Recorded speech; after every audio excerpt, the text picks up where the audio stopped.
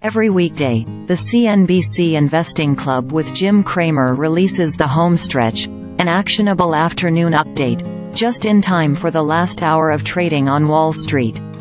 We're no longer recording the audio, so we can get this new written feature to members as quickly as possible. What's new since the morning meeting? If you only looked at the S&P 500 and noticed it was little changed Monday, you may think it was a quiet day in the market. However, there's still plenty happening underneath the surface.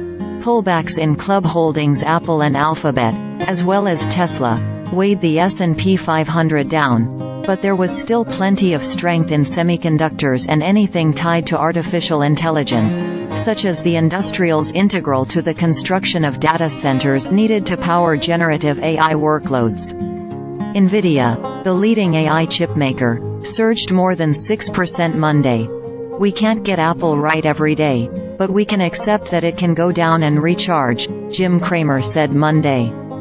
I believe this is really about how the Samsung phone is now superior to the Apple iPhone because of its multiple Gen AI properties that make it so it is red hot at Best Buy.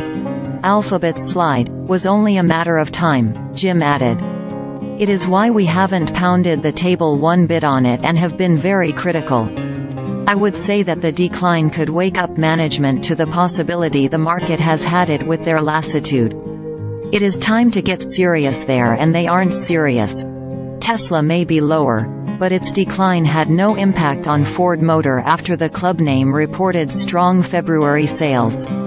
Ford is in breakout mode and numbers have to go higher, Jim said. Meanwhile, some are looking at the ongoing momentum in AI server maker supermicrocomputers as a warning sign that these stocks have moved too far too fast. Is the Nasdaq getting too hot? I know that parts are, and we have no inclination to buy a short pullback except Palo Alto Networks if it does pullback, Jim said, referring to the cybersecurity company that we've owned for the past year. Elsewhere, the food stocks are getting hurt Monday.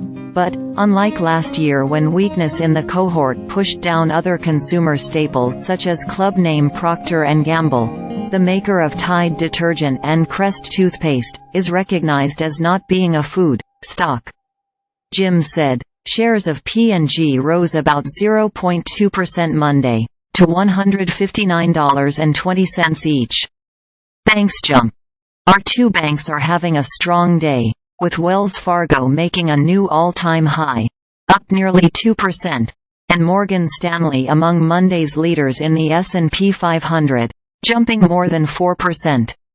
It's hard to pinpoint the exact cause of Morgan Stanley's strength, but one reason could be a bullish note from Jefferies.